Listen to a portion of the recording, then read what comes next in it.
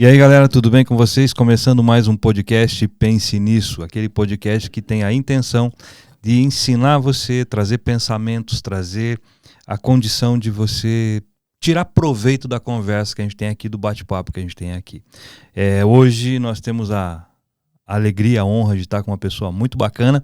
Na realidade é um camarada que eu conheci ele faz 3 dias, né? Eu já conhecia ele de mídia, já conhecia ele do tempo que ele atuava como atleta, torcedor do time dele, já torci muitas vezes para os gols que ele fez e para os carrinhos que ele deu no meio do campo, né? Mais carrinho que gol, né? Mais carrinho do que gol. Mas ele está aqui com o Mozart, né? Que era o meio campo do Coxa em 99, 2000. 99, 2000, exatamente. Né? E hoje técnico de futebol. Né? E a gente vai conversar um pouquinho contigo. E aí, Moza, tudo bem? Obrigado por aceitar o convite, cara, tá aqui com a gente. Eu que agradeço. Uma alegria muito grande. Uma honra pra mim, né, cara, que já te vi várias vezes no campo. Eu que agradeço o convite. Realmente, nós nos conhecemos há 3 dias só, né? 3 dias. Aí rolou o convite e pra mim é um grande prazer estar participando. Espero poder contribuir um pouco com as pessoas, com a minha história, espero que elas se identifiquem, né? Legal, bacana. E você que está assistindo a gente aí, já aproveita e se não nos segue no canal, vai aí, se inscreve no canal, aciona o sininho para estar recebendo os vídeos, porque toda quarta-feira nós temos uma história bem bacana aí para você, ok? Vamos lá, moça, pra gente começar, né? Você é de Curitiba, de Morretes, da onde? Sou de Curitiba. Nascido e criado no Boqueirão. Nascido e criado no Boqueirão. Muito orgulho. Famoso Boqueirão. O Boqueira é famoso aí, né?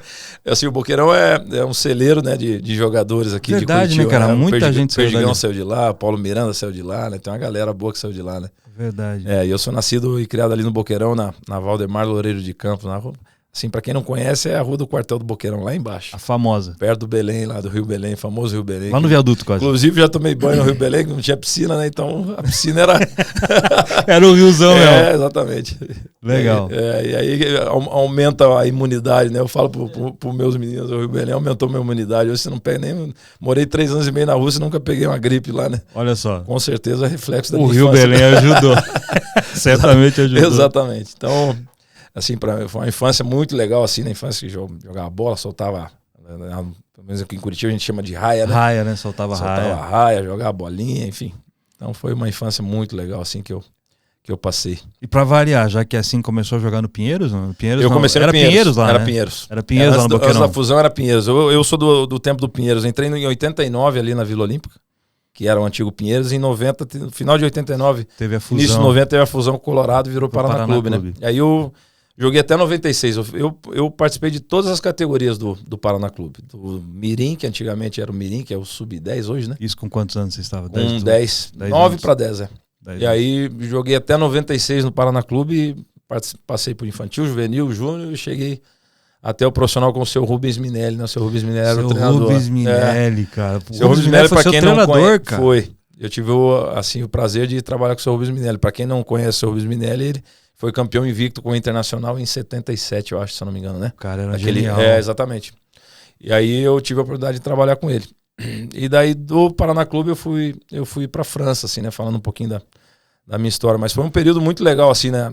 Essa do Paraná, que você acaba conhecendo muita gente. E eu, assim, eu tenho um irmão, o Ivan até conhece ele também, o Edu Brasil, também foi jogador profissional, jogou em Portugal 5 anos.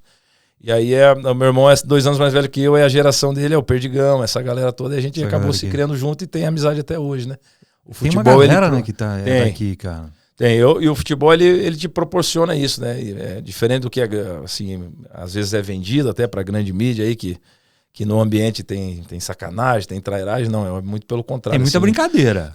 Isso tem, é um ambiente... Zoeira de monte, já viu, né? Mas é um ambiente que você se relaciona e se conecta realmente com as pessoas, né? E nós somos de uma geração que eu assim, nada contra, mas nós somos privilegiados, eu vejo nesse sentido, porque você, assim, realmente se conectava com as pessoas, porque você não tinha outra coisa, né? Então você conhecia a história dela, você conhecia a família, então você realmente vivia a vida dessa pessoa, e isso fez com que nós criamos um laço muito forte, tanto é que nós somos amigos até hoje, Até assim, hoje. né? Com toda essa galera aí. Quando você foi pra França, você foi pro Bordeaux, né? Eu fui Bordeaux da França. E aí... Você tava com o quê? 16? 16 anos. Eu fui embora de casa com 16 anos, velho. Como é que é chegar com 16 anos na França pra jogar no Bordeaux? Foi bem... esse foi um divisor de águas, assim, na minha vida, né? Porque quando eu fui pra França, eu tinha 16, fui completar 17 anos lá, né? Sozinho? E aí, sozinho. E aí, idioma novo... o inverno é bem rigoroso no Bordeaux. Para quem não conhece, assim, o Bordeaux é no sudoeste, assim, né, lá da França, né? O inverno é bem rigoroso, frio, muita chuva, né? E aí chegou um momento lá em janeiro, eu fui em outubro, vim pro Natal e voltei em janeiro, assim, 2, 3 de janeiro. Pô, cheguei lá 5 horas, 5h30 da tarde, tudo escuro já, chuva, neve. Daí eu liguei em casa e falei, pô, pai, Mas você tava em Curitiba, isso é normal, cara, não então, tem neve. Mas escuro e chuva é normal, pô. Mas sozinho, né? Sabe como é que é? Daí eu falei, pô, pai, liguei pro meu pai e falei, pô, pai, acho que isso aqui não é pra mim não, hein, meu. Pô, quero voltar embora. E meu pai era pintor na época, meu pai foi pedreiro a vida toda, mas nessa época ele tava pintando. Ele falou, não, é o seguinte, meu, você não quer mais jogar? Tranquilo. Tem um apartamento pra gente pintar aí na segunda-feira. Pode voltar, pô. Técnica motivacional. Nossa, total. Eu falei, não, quer saber, meu? Vou ficar por aqui. Jogar bola é melhor, né? Rapaz, aí fiquei... ele falou isso pra você? Falou. Sabedoria, hein, cara? Muito. Moleque, vai mijar pra trás agora. Eu uso essa psicologia reversa aí com os meus... Minha filha é psicóloga, tá se formando esse ano, né? Mas eu uso essa psicologia com os meus filhos também, né?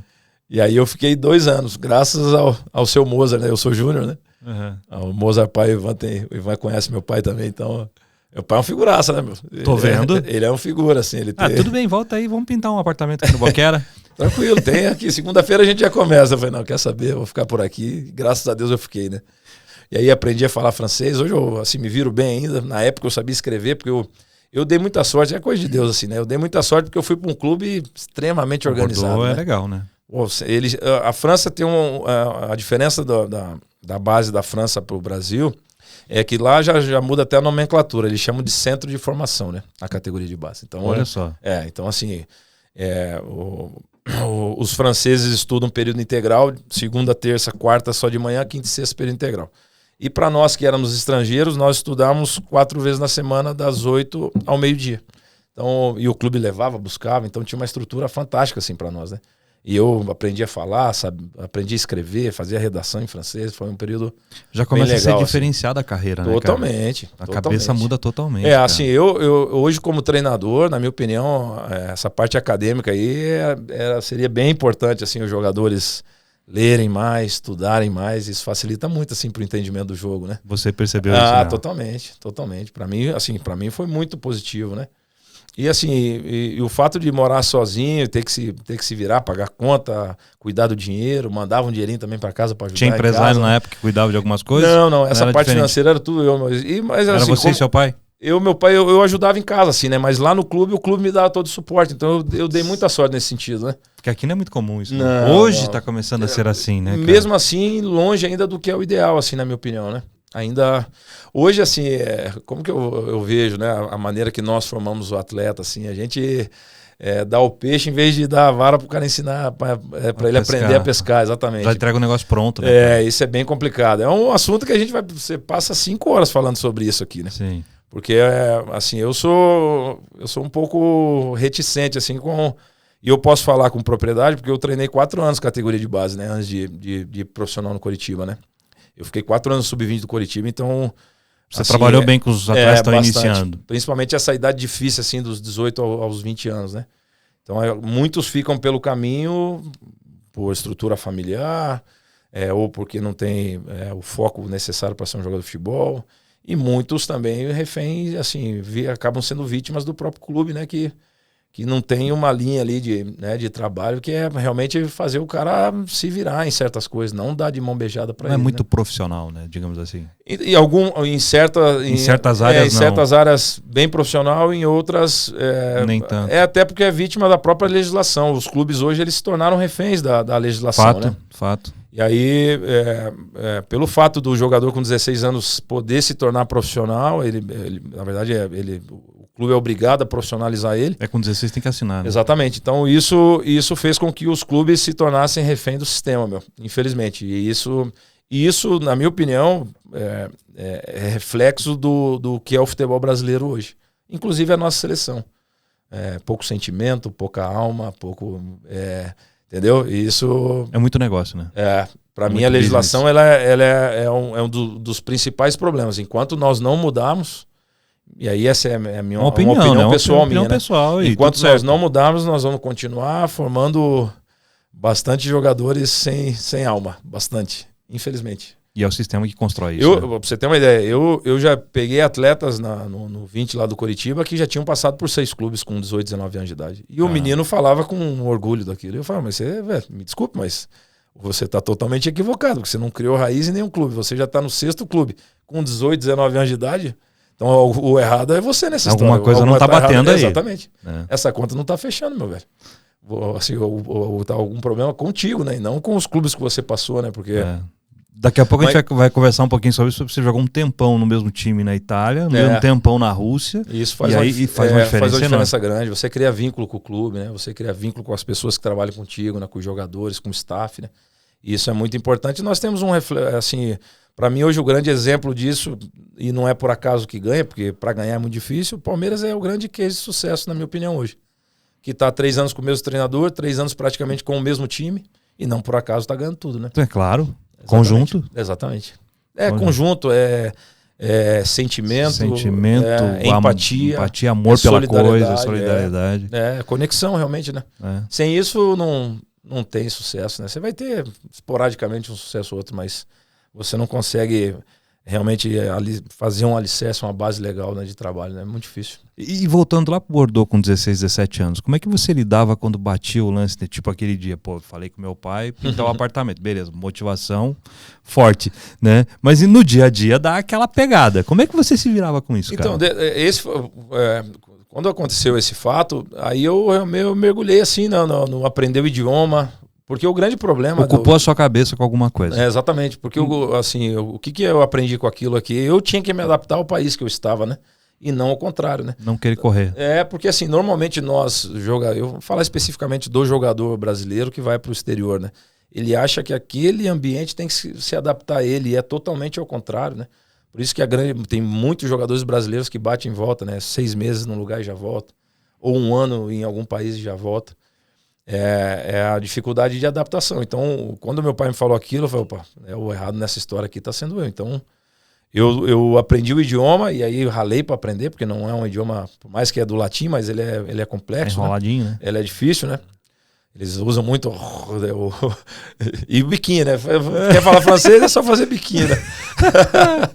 E aí eu aprendi o idioma e isso facilitou muito a minha vida. Aí já fiz amizade... E aí fluiu. E aí, graças a Deus, fluiu, foi embora. Quanto tempo? Fiquei 2 anos. 2 anos. Fiquei 2 anos. E de lá veio... Eu falo très bien le français. Me viro bem, assim. Consigo ler, né? Assistir um filme com um pouco uma legenda ali, mas o contexto eu entendo. Isso, legal. Graças a Deus. Eu sempre tive o cuidado de aproveitar as oportunidades que Deus me dava, assim. Então, eu tive a oportunidade de morar na França, aprendi o francês. Tive a oportunidade de morar na Itália, aprendi bem o italiano. O italiano eu falo melhor que o francês, né? Aprendeu o russo também? O russo já tá preguiçoso, velho. Já sabe aquela coisa, você tá com 25 anos, já tem uma carreira consolidada, e aí intérprete, motorista, os russos são... Os caras dão muita mordomia pro jogador, né? E você gosta, né? Quem não gosta de mordomia? Quem não gosta de ficar boa, né? Exatamente. Só que eu me arrependo muito disso, meu. Eu falo assim, me viro, né? Me viro, não passo fome, né? Vamos colocar dessa forma. Mas poderia ter aprendido... bem melhor. Mas é difícil o russo? Muito. O alfabeto cirílico já tem mais letras que o nosso, né? Uma palavra com 10 letras, 2 vogais e 8 consoantes. Daí é difícil, né? O P é R. É duro, né, meu? E daí você já mais acomodadão aí... deixa eu curtir isso aqui, exatamente. Né? Já tive que ralar lá na França, eu não vou ralar agora. Exatamente. É aquela coisa, né? Hoje eu me arrependo, poderia ter aprendido um pouquinho mais. Mas, enfim, era aquele momento que eu estava vivendo. Já era um momento... Já podia também me dar ao luxo de né, de usar a estrutura usar do clube. A estrutura um pouco, né? Exatamente. Aí você saiu do Bordeaux, veio pro Brasil, veio pro Coritiba. Então, quando eu vim pro Coritiba, no Bordeaux eu conheci o Gralac, né? O zagueiro, né? Gralac, que era ex-Paraná também. Isso, exatamente. O Gralac acho que é aqui de Irati, né? Que é da região aqui, né? O famoso lateral violento. Exatamente. Batia, chutava igual um cavalo. O lateral também, chutava de longe e metia o pé na pata. E aí o Gralac, um irmão mais velho pra mim, assim, ele tinha uma dívida com o Bordeaux e em vez da dívida ele pegou meu passe e emprestou no Coritiba. O seu Jacomel era o presidente do Coritiba na época, sogro do Gralac, né? Verdade, verdade. Exatamente. E aí emprestou no Coritiba e a partir dali minha carreira, graças a Deus, deslanchou, né? Isso em 98 para 99. 99, quando eu subi depois da Taça de São Paulo, eu subi pro profissional. O profissional era o quinto volante, atrás do era o Luiz Carlos, o Struy, o Reginaldo Nascimento, o Paulo Foiani, eram os 4 volantes e eu era o quinto, né? Eu lembro. E aí vai machucando um, suspenso o outro, aquela coisa, né? E eu era para dar 10 voltas, eu dava 15. Subia a escadaria, o que mandava fazer, eu fazia. Treinar de lateral, treinar de zagueiro. Aonde precisasse estava. 19 anos, não tem dor em nada, né? Saía com o Ivan, ia pra... o pagode e tal. Exatamente, eu já fui do mundo também. E assim, eu era um cara, sempre foi um cara que gostei muito de treinar, então tava voando quando deram brecha pra mim, eu falava que eu não saio mais, né? Olha, só uma coisa, vocês estão ouvindo falar do Ivan. O Ivan, cara, só pra você... Um dia ele vai pintar por aqui também, era vocalista e também tocava uns pagodão assim no Jeito a Mais. Vai lá e procura Jeito a Mais depois. Você vai descobrir o que é, né, Ivazão? Ele tá aqui agora. Figura. E aí eu era do quinto volante, tive a oportunidade, virei o primeiro o titular da posição e minha carreira, graças a Deus, deslanchou no Coritiba, né? Cheguei a seleção. Quando chegou na olímpica, seleção, você estava no Coritiba, não tinha o pré-olímpico de Londrina, eu era atleta do Coritiba ainda. Uhum. Aí do Coritiba fui pro Flamengo, isso em acho que fevereiro ou março de 2000, né? Fui pro Flamengo e foi uma experiência muito legal assim para mim, né? O Rio de Janeiro é bem diferente de Curitiba, a proporção do Flamengo é uma proporção gigantesca, assim, né? Foi um grande desafio, assim, o Flamengo não é o Flamengo que é hoje, assim, em termos de estrutura, né? Era um time carioca. Era o time carioca da época. O mês durava 90 dias, né? Aquela coisa. Era dureza, assim, nesse sentido. Era pegado.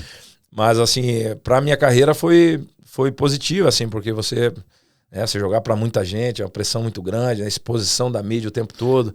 Você exercita a humildade num clube como esse, assim, né? Porque o jogador de futebol ele tem que ter um cuidado grande, assim. A família é extremamente importante, ele tem que ter um cuidado grande com as armadilhas, assim, porque... Existem muitas, né? Muita. O tempo todo. O tempo todo. Da hora que você acorda até a hora que você vai dormir. Porque as pessoas falam que você é mais bonito do que você é, que você é melhor do que você tem privilégios e regalias que as outras pessoas, teoricamente, os meros mortais não têm. E eu... Te colocam num patamar que não existe na realidade. Que é uma utopia aquilo ali não existe. Só que se você colocar isso na tua cabeça e começar a vivenciar isso, você se perde. Exatamente. E a queda é gigante. Por isso que, assim, eu acho que a grande chave do sucesso, minha opinião pessoal, é a estrutura familiar e Deus, meu. Sem isso não tem jeito. Dificilmente você vai conseguir realmente ter sucesso e principalmente... E quando eu falo sucesso, especificamente falando de futebol, eu considero esses caras que têm uma carreira jogando em alto nível 10, 15 anos. Não esses caras que apareceram um ano e depois eles sumiram. Caíram. Isso não é sucesso, né? Então, isso na verdade é sucesso, não é êxito. Não é isso, exatamente. O êxito é você fazer e continuar ter longevidade, o crescimento, ter longevidade. O sucesso é aquele negócio que acontece e morre. Né? Passageiro. Acho que em qualquer segmento é assim. Segmento é assim. E aí, pra mim, assim, é muito claro. E eu hoje, como treinador, eu tenho certeza disso. Eu já achava isso como jogador, como atleta, que a estrutura familiar é importante. Hoje eu tô numa busca muito forte assim com Deus, e na minha opinião, essa minha busca, primeiro, para me conectar com Ele, e segundo, que isso vai ser muito importante para minha profissão, na minha opinião. Cara sem Deus não rola. Então.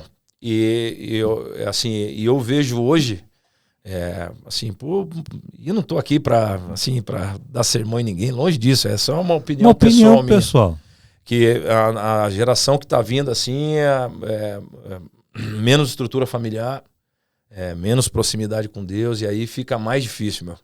Mais difícil, assim, Porque quando você tem isso, você exercita a humildade todos os dias. Todos os dias. E para mim a humildade ela é fundamental para você ter isso nas coisas. Para você poder aprender. Então eu vim aqui de peito aberto. E com certeza eu vou sair daqui uma pessoa melhor, porque vou escutar coisas que talvez eu não tenha escutado ainda e vou aprender. Eu acho que é uma troca, né? Mas para você você estar disposto a aprender, você tem que ser humilde, meu. Tem. E isso é uma coisa que a gente precisa exercitar todo dia.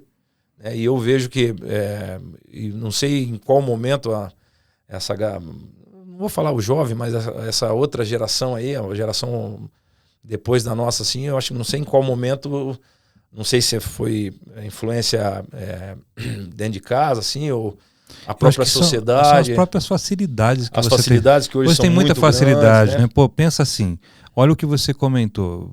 Eu vou voltar. Você não tinha opção de voltar. Não tive. Você não tinha como, porque, cara, se eu volto, eu vou voltar pra quê? Não que nada contra a pessoa que é um pintor, que é um pedreiro. Muito pelo contrário. Muito digno, né? Muito digno. Mas, cara, você tinha a oportunidade de ter algo melhor e vai regredir porque... Puxa. E regredir no caso de regressar. Regressar para o Brasil por uma questão de uma dificuldade que você estava tendo ali momentânea, emocional, saudade, enfim. Não, o que você fez? Encarou. O que a maioria das pessoas fazem hoje? Se escondem atrás de algum lugar por medo de encarar a dificuldade. Mas eu encarei por causa do meu pai. Claro, estrutura familiar. Exatamente. E aí é onde é a função do pai, né? Porque muitas vezes o pai, é óbvio que ele quer falar sim, mas ele tem que falar não. Ele tem que se posicionar. Exatamente, porque ele é pai. É óbvio, não é assim, amigo. É pai, não é amigo. Exatamente. É diferente. E eu fui privilegiado porque eu tinha relação de amigo com meu pai, assim. Meu pai, 10, um cara... E é a forma que eu crio meu filho. Só que o meu filho sabe que eu sou o pai dele, então... Assim, tem coisa que eu não abro mão. A gente é amigo aqui na Pega, mas tem coisa que não vai ter jeito, moleque. Tem coisa que eu não abro mão. E isso é uma delas. A responsabilidade. Iniciou, vai ter que terminar. Chegar cedo nos lugares, marcou, cumpre. Então, assim, tem coisas que eu não abro mão. Até porque se você não agisse assim na sua vida como profissional, você estava ferrado. Exatamente. Disciplina, né?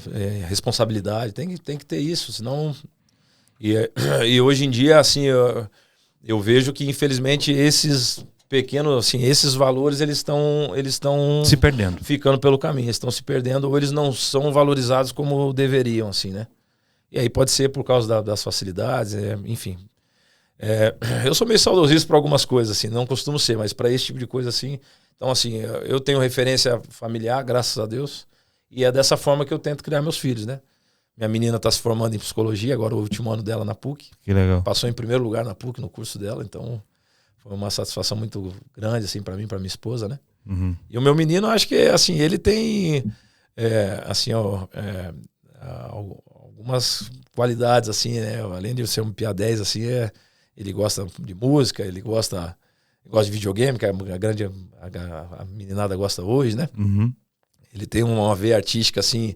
Meu avô foi músico, né? Então acho que essa veia artística... Pelo jeito a família toda é música, ele puxou né? do avô, O pai dele é um músico frustrado, né? Músico frustrado? Músico não, frustrado, cara. né? Porque você decidiu jogar bola, não é porque você é frustrado. Não ia rolar? Não, acho que não.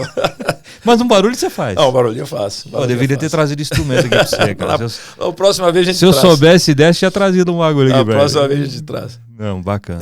E é isso, assim. E me diz uma coisa, cara. Como é que é jogar com essa pouca idade lá na seleção brasileira? Você jogou com o Ronaldinho? Eu tive a oportunidade de jogar com o Ronaldinho Gaúcho, com o Alex. Eu tive a oportunidade de treinar com o Ronaldo Fenômeno, lá na Austrália. Minha primeira convocação foi... Você treinou com o Ronaldo Fenômeno? E aí? O Ronaldo Fenômeno. Esse é o verdadeiro Ronaldo, né? Uhum. Então, foi em 99, eu estava no Curitiba, e aí teve 2 amistosos na Austrália. 2 amistosos contra a seleção australiana, preparação para o pré-olímpico. E o único atleta que iria para a Olimpíada acima da idade era o Ronaldo. E o Ronaldo participou desses dois amistosos. Eu tive a oportunidade de treinar com ele. Olha que tava eu e o Adriano Gabiru, né, que jogou aqui no Atlético Paranaense, no mesmo quarto, descemos para tomar café lá na Austrália. Desce para tomar café, ninguém da delegação no restaurante. Quem que tava sentado tomando café? Ronaldo. E aí o Adriano não abre a boca, né? Eu falei, vai sobrar pra mim, né? Vou ter que conversar com esse maluco aí, né, meu? Eu falei, o que eu vou falar com esse cara, meu? O cara já era o melhor do mundo, né, meu? O cara já era uma sumidade. Acho que era 1 ou 2 vezes o melhor do mundo já. Acho que uma vez ele já era o melhor do mundo. É assim, mundialmente você conhecido. Molecão total. Eu 19 anos, pô. Eu sou aqui do Boqueirão, pô. Vou falar o que esse maluco aí, né? Eu falei, Adriano, vamos lá conversar com o cara, né, meu? Não vamos perder a oportunidade, Ele né, tava sozinho numa mesa para 4, tinha 4 lugares. Ele sozinho, eu falei, pô, vamos lá conversar com o cara. Pelo menos vamos se apresentar pro cara, né, meu? Uhum. Eu falei, e aí, Ronaldo, beleza? Tal. O Adriano quieto, o Gabiru tímido, né? Lá de Maceió, que é tímido pra caramba. Tudo, né, cara? Eu falei, e aí, meu, pô, beleza? Pô, lugar longe, né? Pô, ele fala, aqui é longe de tudo, tá? E papo vai, papo vem, mas, pô, o cara é extremamente humilde, gente boa assim, né, meu? E ali foi outra lição, porque o fera de verdade, o cara, eles são humildes, meu, na grande maioria das vezes. O cara que é bom mesmo, não tem que ostentar nada, né, cara? Não, porque, assim, pelo menos assim, a experiência que eu já aprendi com o Ronaldo ali, né? O cara, pô, solícito, e nem assim, não me conhecia, provavelmente não conhecia o Adriano também. E foi na boa, assim, conversou com a gente na boa, ficamos uns 15 minutos tomando café ali. Nem, assim, não lembro, eu lembro só dessa passagem, não lembro mais ou menos o que nós falamos, né? Faz muito tempo, né? Mas foi assim, eu falei, caramba, tô na seleção, agora eu tô de verdade. Agora meu, tô né? de verdade no lugar. Porque o homem tá aí, né, meu?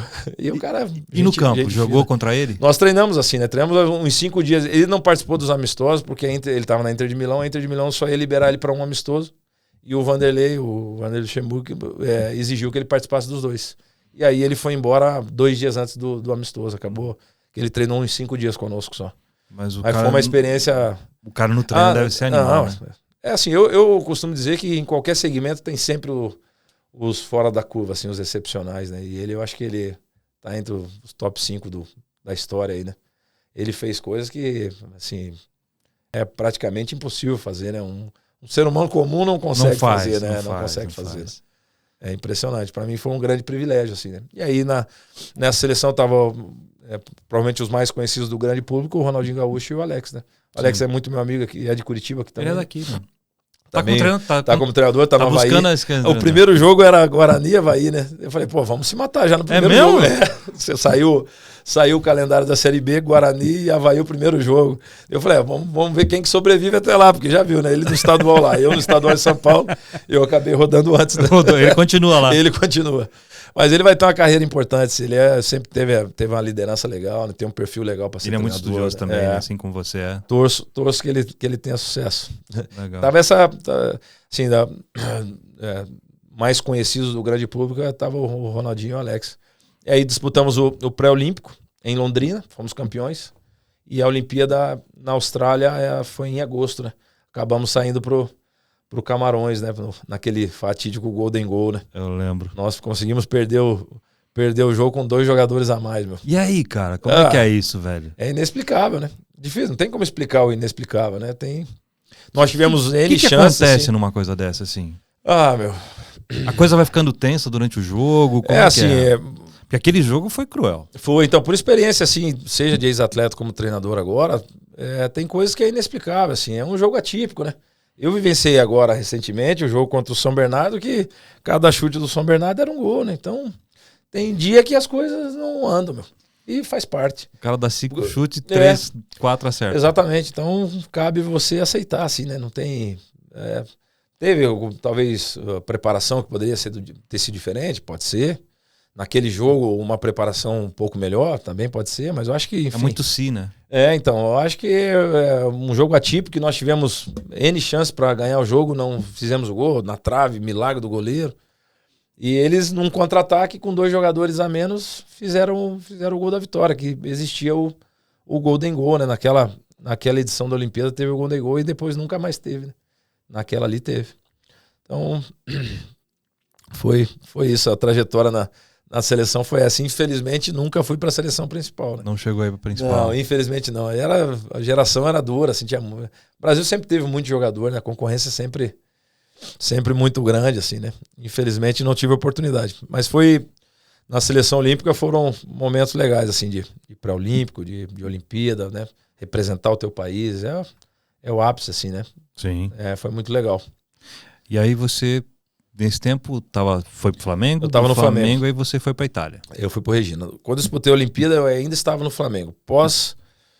Pós-Flamengo, olha como são as coisas. Quando antes de ir pra Olimpíada, o Flamengo participou de 2 amistosos na Espanha. Um contra o Atlético de Madrid e outro contra o Betis. Porque o Flamengo tinha contratado o Gamarra e tinha contratado o Denilson Show. Isso é uma lenda também. Só esses. Você Então, jogou só com mala, né? Então, velho? aí nós fomos fazia parte da venda, da compra deles, enfim, lá, esses 2 amistosos. E aí, antes da Olimpíada, nós fomos fazer esses amistosos. No jogo do Atlético de Madrid e Flamengo, tinha um observador do Regina lá para ver o Maurinho, o lateral direito. E ele gostou de mim. Olha que coisa. E não levou o Maurinho. E não levou o Maurinho e me comprou. Quando eu volto da Olimpíada, eu sou vendido por Regina da Itália. E daí no Regina da Itália eu fico 5 anos. Minha filha nasceu em Reggio Calabria. Minha filha é italiana, né? Minha filha nasceu em Reggio Calabria. Eu fiquei os últimos 2 anos no Regina, eu fui capitão do time. Então, assim, eu me amadureci como pessoa, amadureci como jogador. O que eu tenho de ideias de futebol hoje são daquele meu período na Itália. Então, as coisas que eu aplico como treinador hoje foi o que eu aprendi na Itália. Algumas coisas que eu aprendi também no Brasil, obviamente, porque eu sou brasileiro, mas eu me considero que futebolisticamente eu sou muito mais italiano muito do que mais brasileiro. Europeu, muito mais, com certeza. Então, assim, Deus, ele... Isso que você jogou um tempo na França, jogou um tempo depois na Itália, então você é muito mais europeu na realidade. Não eu joguei 12 anos fora e no Brasil joguei 2 só, né? Então, então a minha carreira é toda ela praticamente fora, né? Tanto que se for procurar, assim, talvez você não seja muito conhecido no Brasil. Mas hoje menos. Na Itália bastante. Sim, assim, sim. Hoje menos também, que já passou muito tempo. Já passou um tempo. Mas mais do que aqui, né? Do que aqui. O reconhecimento, assim, principalmente com os torcedores, é maior lá, né? Pelo fato também de ter sido capitão, e o capitão lá tem um peso diferente daqui, muito forte, né? Quando eu fui capitão os últimos 2 anos, eu era o jogador que já estava mais tempo no clube também, né? Então aí você acaba conquistando esse direito, né? Enfim, então eles foram ver um jogador, acabaram me vendo, eu fui embora com a minha esposa, minha filha nasceu lá, minha filha acabou nascendo prematura, né? Essa é uma passagem bem legal assim da nossa vida. Minha filha nasceu de 6 meses e meio, né? Caramba. Nasceu com 1,370 kg, pequenininho, o braço dela foi fora do Brasil, velho, fora da família. Então, e no verão da Itália, e no sul da Itália, 40 graus, um calor. Forte. E aí minha filha ficou 52 dias no hospital, na incubadora, assim, 1 mês na UTI, mais 22 dias na incubadora para poder pegar peso, para poder chegar a 2 quilos para poder sair, né? E foi talvez o grande milagre assim da nossa vida foi não tem sequela, extremamente inteligente, gente fina, simpática, graças a Deus, humilde. Então, assim, teve um bom aprendizado. Graças a Deus. E aí foi um grande... Então, assim, Deus, ele tem, acho que tem traçado, assim, o nosso destino, assim, né, meu? E cabe você estar atento aos sinais, assim, para poder aproveitar, né? Então, era para nós termos ido para a Itália, porque a nossa filha ia nascer lá, com toda a assistência lá, que graças a Deus a cidade nos deu, assim, né? Enfim, eu fui muito feliz lá, assim, né? Tenho amigos lá até hoje, né? A moça que foi embora conosco para ajudar na criação da nossa filha se casou na Itália. Hoje ela mora na Itália, tem 2 filhas lá. Olha que coisa, né? Você acaba ajudando a transformar a vida das pessoas, né? O marido dela é muito meu amigo hoje, o Enzo Pineri. Então, assim, a vida é louca, né? Maluca. É maluca.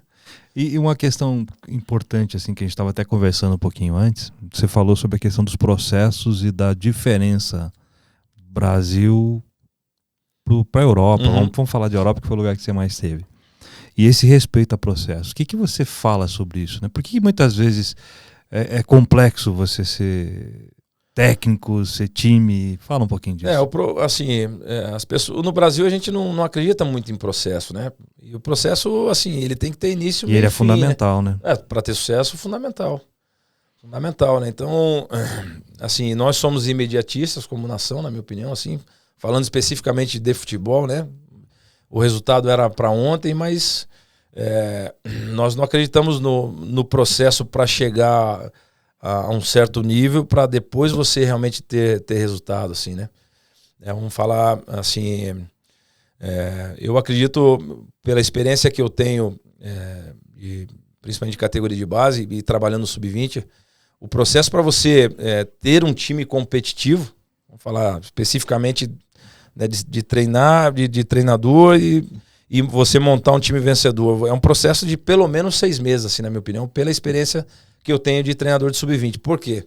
Porque quando você é treinador de sub-20, você tem 3 categorias em uma. Você tem o primeiro ano, o segundo ano e o último ano de sub-20, que é o jogador de 18, 19 e 20 anos. Esse que está contigo já, ele passou 3 anos contigo, 2, 3 anos, ele está num nível que o cara do primeiro ano, ele não está ainda. Não está fisicamente, não está tecnicamente, não está entrosado. Não, nada. Então, assim, mas o processo para ele chegar nesse nível é em torno de 4, 5, 6 meses. E no futebol profissional não é diferente. Não é diferente. Vamos pegar alguns exemplos vitoriosos aí na Europa, né? O Alex Ferguson, todo mundo conhece, do Manchester United. Ele ficou quase 20 anos, acho que 20 anos no Manchester. Os primeiros 5 anos ele não ganhou nada. Mas começou a construir o processo. Né? Ele aumentou o número de observadores do clube. Eu assisti o filme dele recentemente, tem na Netflix, quem quiser assistir. Ele aumentou o número de observadores para realmente uma das coisas que ele falava, nós temos que ter os melhores jogadores ingleses aqui. Então, assim, mas é um processo, porque você tem que treinar os observadores para eles captarem os melhores jogadores. Como é que você vai encontrar se você não tem quem buscar? Exatamente. Você tem que treinar os profissionais que estão dentro do clube. Né? Você tem que criar a tua metodologia, você tem que criar o teu sistema, o teu modelo de jogo. O clube tem que implantar esse modelo de jogo. E tudo isso demanda tempo. E tudo isso é um processo. Só que, infelizmente, se você, vamos lá, uma pergunta simples, assim, como você é coxa branca, como que o Coritiba joga hoje? Qual que é o modelo de jogo do Coritiba? E é um clube centenário. É um clube centenário. Concorda? E não tem um modelo de jogo específico. Por quê? Porque muita alteração, muita mudança. Os clubes não acreditam em processo. O Coritiba, historicamente, muda 2 treinadores todos os anos. E cada treinador que chega tem o seu jeito de trabalhar, que é uma coisa muito natural. Então, assim, exatamente. Qual que é a diferença da Europa para o Brasil? Os clubes têm um modelo de jogo. Então, assim, a grande maioria, obviamente, né? Sim. Independente do treinador que vem, o treinador se adapta ao clube. Linha é essa. Exatamente, não o contrário. Então, isso é uma coisa que infelizmente no Brasil não tem, por isso que nós estamos sofrendo muito. E uma coisa que quebra que a gente estava conversando, não é só a troca do treinador, é a troca do elenco. Isso é terrível pro treinador. Como é que você vai manter um padrão? Conte um pouco dessa história. Eu vivenciei isso agora. Nós chegamos no Guarani em junho do ano passado. O clube estava em penúltimo junto com o último em números de pontos. Aí terminamos a competição em 10º. E terminamos na frente da Ponte, lá que tem uma rivalidade gigantesca, né? Em Campinas. Terminamos na frente da Ponte. A Ponte, quando eu cheguei, estava 15 pontos na frente do Guarani e nós terminamos o campeonato na frente deles. Tivemos 8 vitórias seguidas dentro de casa, que batemos o recorde da história do Guarani, que eram 7. Nós tivemos 8. E aí você é rei. Então, só que assim, o trabalho diário em cima dos jogadores, com vídeo, porque eu gravo todos os treinos com drone. O drone é uma ferramenta fantástica para gravar treino, né? Ali mostra tudo que o treinador faz de ruim, mostra. Drone. Que você grava com drone. Então, hoje é uma ferramenta fantástica. O drone você põe no meio do campo, pega o campo inteiro. Então eu uso muito o drone nos meus treinos, né? Legal. Eu gravo todos os treinos, né? Porque eu gosto de assistir, vezes eu uso na preleção, vezes eu uso por setor, vezes eu uso para o time todo. Muitas vezes uso só individual, que eu acredito muito na melhora do treinador. Eu tenho esse compromisso com o meu jogador, que é quando ele passa na minha mão, ele tem que melhorar de alguma forma. E essa é uma ferramenta que eu uso muito e ela é muito produtiva assim, para a evolução do jogador. Então, a evolução do jogador, o processo daquilo que a gente está falando, de 4, 5, 6 meses. E aí nós chegamos no final do campeonato, assim, os meus treinos eram tranquilos, eu só explicava o que ia treinar, os caras iam sozinhos, porque já estava 5, 6 meses. E o negócio estava andando, que era uma beleza. Chegou no final da competição, nós mudamos 50% do elenco. E aí é recomeçar esse processo que a gente está falando. Só que às vezes não encaixa de primeira, né? Só que daí não deu certo, né? Porque além da construção tem os jogos. Aí eu durei 10 jogos e fui mandado embora. A realidade é essa, né? Porque infelizmente, realmente a nossa campanha não foi boa no Paulista. O Paulista é um campeonato bem difícil. É um dos mais difíceis do Brasil, né? Estadual com certeza é o mais difícil. E a maneira que é, e a forma que é o Campeonato Paulista, ele se torna mais difícil ainda, porque é um jogo a cada 3 dias. Então, nós tivemos um bloco de elenco. Exatamente. Então, quando os times que trocam menos, eles saem na frente, porque eles já sabem o que o treinador quer, eu já sei o que o jogador pode dar. Um jogo a cada 3 dias, você não treina, você só descansa para jogar, com viagem. Então nós tivemos um bloco de 5 jogos, uma semana, mais um bloco de 5 jogos. E aí eu acabei saindo. Qual que é o aprendizado?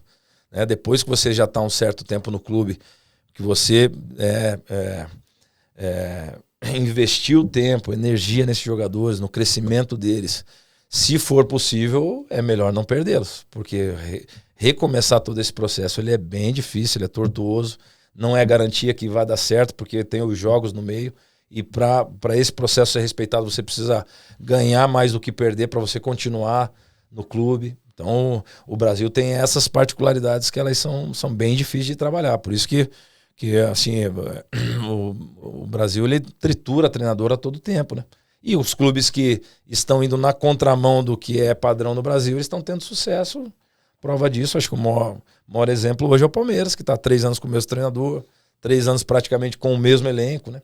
E aonde está pegando, não à toa que é bicampeão da Libertadores, campeão brasileiro. Só não tem Mundial. Só não tem Mundial, mas é questão de tempo também. Daqui a pouco ganha. Uma coisa assim, eu joguei no Palmeiras em 2009, né? E a diferença do Palmeiras de 2009 para o Palmeiras hoje, assim, em termos de estrutura física, é absurda, né? É um dos principais clubes, né, cara? Hoje é muito diferente. Porque, assim, hoje para você realmente trabalhar em excelência, a estrutura física ela é fundamental, né? O jogador, quando ele chegar, ele tem que ter os processos dentro do clube, ele tem que passar por todos os departamentos, ele tem que, o clube tem que garantir para ele no mínimo 2 refeições por dia, para realmente você fazer um trabalho de excelência. Porque não adianta você fazer um trabalho de força se o cara não come bem, ou o cara sai do treino e vai fazer um lanche, vai comer um hambúrguer, não faz o menor sentido. O atleta profissional ele tem que entender que ele é atleta profissional durante 24 horas por dia, não é só as 3 horas que ele fica no clube. As 21 horas que ele está fora do clube, ele continua sendo atleta. Então esses clubes eles proporcionam tudo isso para o atleta, né? E os times que não entenderem isso e não investirem nisso vão ficar para trás, é inevitável. É uma coisa que é importantíssima e você aprendeu muito bem, a questão de disciplina. Fala um pouco sobre isso. Como é que você vê isso? É fundamental para ter sucesso. Como é que você trabalha isso com os teus atletas? É fundamental, assim, né? Tem cara que não quer ser disciplinado? Lidar com o ser humano não é simples em qualquer segmento, né? E, assim, eu acredito muito no exemplo, assim, como que eu trabalho a disciplina no meu jogador, assim, não, assim, longe de querer ser ditador, de ser general, nada disso, assim. Eu costumo dizer o seguinte, né, seja para os meus colaboradores, seja para os meus atletas, eu só cobro aquilo que eu faço, assim, né. Então eu sou sempre o primeiro a chegar, o último a sair sempre. Então, quando o jogador chega, eu já estou no clube, né? Então, assim, a minha preleção, sei lá, tá marcado para as 2 horas da tarde, eu 1h30 já estou na sala, já tudo pronto. Então, eu tento transmitir disciplina através do exemplo, realmente. É no que eu acredito, assim. Não sou aquele cara rigoroso com horário e tal. É óbvio que, assim, tem ali os horários para serem cumpridos, né? Mas o jogador brasileiro, ele é um pouco mais difícil, mas... mais solto, assim. Um pouco mais culturalmente nós somos diferentes. E acho que a cultura também, ela precisa ser respeitada, né? Eu tive a oportunidade de jogar fora e aqui... não dá pra ser ferro e fogo. Fazer igual, né? Não dá. Porque senão, por exemplo, eu gosto de treinar de manhã. Eu produzo mais de manhã. Porque eu acordo cedo, eu produzo mais de manhã. O jogador brasileiro gosta de treinar mais à tarde. Porque ele gosta de dormir. Assim, eu gosto, beleza, eu produzo melhor de manhã, mas 60%, 70% do elenco não. Então você tem que fazer ajustes, né? Porque você tá no Brasil, eu não tô na Inglaterra, na Itália, não tô lá. Então... isso é uma das coisas que você vai ajustando, mas eu vejo assim, para ter sucesso, e principalmente êxito, né, como você falou, né, e longevidade, a disciplina é fundamental. Fundamental. E isso você constrói desde cedo, na escola, com horário, enfim, com as tarefas diárias, você constrói todo dia. Todo dia. Sem dúvida. E essa transição, né, cara, de você sair de jogador, que você tá com uma carreira consolidada, tal, e aí você é atleta, tal, beleza, parei. É uma coisa que pega bastante pro atleta, né? Extremamente difícil. Esses dias eu conversar, o Pedro Odoni se tornou meu amigo, ele esteve aqui também. O Pedro esteve em Campinas ano passado, foi levar um atleta pra nós lá. Agora ele tá com um empresário. Exatamente. Aqui. Gente fina, né? Gente fina, gente boa. Ele é amigo nosso, tá? Legal. Tem que marcar um apelado, um Atletiba. Pedro é gente fina. Então, e ele falando, parei de jogar, cara, o que eu vou fazer agora? Quando eu conheci ele, tava nessa fase, aí a gente começou a trabalhar junto, inclusive. E aí, como que é esse negócio? Porque você zerou, encerrou aqui, vai começar uma carreira nova. Uhum. Como é que é isso? Apesar de ser no futebol, mas é completamente diferente. O jogador não se prepara, o clube brasileiro não prepara, a sociedade não prepara. Enfim, você pega a NBA, né? A NBA eles têm um departamento que no primeiro ano do atleta ele tem todo um acompanhamento, e no último ano da carreira dele também tem todo um acompanhamento, exatamente para essa transição, para entrar na liga e a transição para sair, né? O Brasil não tem isso, assim, né? Acho que o futebol culturalmente não tem isso, e é bem difícil, né? O jogador brasileiro, diferente do europeu, ele estuda pouco, infelizmente, é fato isso. Eu falo por mim. Estatístico, né? Estatístico. Eu terminei o segundo grau e poderia ter conciliado o estudo, poderia, mas, enfim, a grande maioria a grande esmagadora maioria não estuda. E aí o cara para com 35 anos, vai a média. Quando ele tem uma carreira mais longa, né? E com 35 anos, você é extremamente jovem, né? E daí você vai fazer o quê? Porque não estudou, né? E isso quando o cara teve sucesso, mas tem várias histórias aí que a grande maioria não sabe, que o cara jogou 10 anos, mas num nível bem baixo, ganhando muito pouco, sem abrir mão do estudo, e parou com 31, 32, 33 anos, sem profissão, sem estudo. Isso é bem difícil isso, né? Uma pergunta, e você como técnico percebe isso no jogador? Você tenta trabalhar isso com ele? Assim, ou você não, ou o cara não deixa? Olha, como é que é isso? É um negócio difícil, né? Muito. Porque é pessoal, né? Então, muito. Entrar nessa linha é complicado. Assim, sempre que eu posso, assim, eu tento dar minha opinião, orientar, porque assim, tenta ler, né, meu? Usa o tempo ocioso para ler, né? Hoje tem um monte de faculdade à distância, né, meu? Então você passa muito tempo ocioso ali numa concentração, você poderia estudar tranquilamente 2, 3 horas por dia, né? Mas é difícil, assim, meu. É difícil, porque o jogador, ele nunca acha que vai parar, né, meu? Ele tá ali, vive, né? Muito o presente, né, cara? Muito. E ele tá. E o presente é intenso demais. Muito. Ele tá naquela rotina, ele acha que nunca vai parar, mas o tempo é uma coisa que ele passa muito rápido, né? Vou dar um exemplo, assim, o meu exemplo, né? Eu parei com 31 anos, em junho de 2010. E eu não sabia o que eu ia fazer. Graças a Deus eu tinha uma carreira boa, estava estabilizado financeiramente, mas não sabia o que eu ia fazer. Então passaram-se 2 anos e meio para poder tomar a atitude. Não, vou começar a treinar. Eu vou medir a febre, ver se eu acho que eu tenho vocação para isso. E vamos ver se é uma coisa que eu vou gostar de fazer também, porque é uma rotina muito mais difícil do que atleta profissional, é bem mais difícil. E quando você começa, você paga para trabalhar? Você estava me contando, né? Eu paguei para trabalhar, pagou para trabalhar e pagava o lanche da galera. Praticamente. Eu comecei no Esporte Clube Jaraguá, um time da 3ª divisão de Santa Catarina. Da Silva era o presidente, cara, gente fina, assim. Me deu essa oportunidade e eu fiquei 6 meses lá. E ele só me dava a casa e a alimentação. E eu não tinha salário. Aí eu falei, é isso aqui que eu quero fazer. Mas assim, eu levei 2 anos e meio para tomar chegar essa nessa decisão. Mas assim, por mais que você não precisasse. Mas né? graças a Deus eu pude me permitir isso, mas a grande maioria não pode. Então, assim, o conselho que eu posso dar é o cara que tá jogando, ele começar a se preparar, meu. Cedo. De preferência. Estudar, ler, poupar. E se preparar até para continuar no futebol realmente, porque o futebol é carente de bons profissionais, na minha opinião. E o cara, ex-jogador, que se preparar, que se capacitar, ele vai sair na frente. Sai na frente de um monte de gente. Ele sai na frente, porque ele tem a vivência, né? Mas infelizmente nós jogadores, não a grande... Nós tem as exceções, mas a grande maioria acha que só pelo simples fato de ter jogado ele já está preparado. E aí é um grande erro. Vira passado, né, cara? Totalmente, porque você ser atleta é uma coisa, você querer ser um gestor ou um treinador é uma coisa completamente diferente. Tem coisas que você vai usar que você viveu como atleta? Óbvio que sim. Mas tem muita coisa que você vai ter que realmente aprender. Ter humildade, abrir o livro, estudar, escutar as pessoas que têm mais experiência que você e aprender, meu. Então, infelizmente, enquanto você é atleta, você não tem essa preocupação, né? Mas, na minha opinião, deveria. E aí os clubes também não cobram tanto o estudo do atleta. Até o clube que tem o selo formador, e que a grande maioria tem, o menino que é alojado, ele é obrigado a estudar, né? Mas também até o 2º grau só, que é pouco ainda, né? É pouco para um pós-carreira, né? É pouco, né?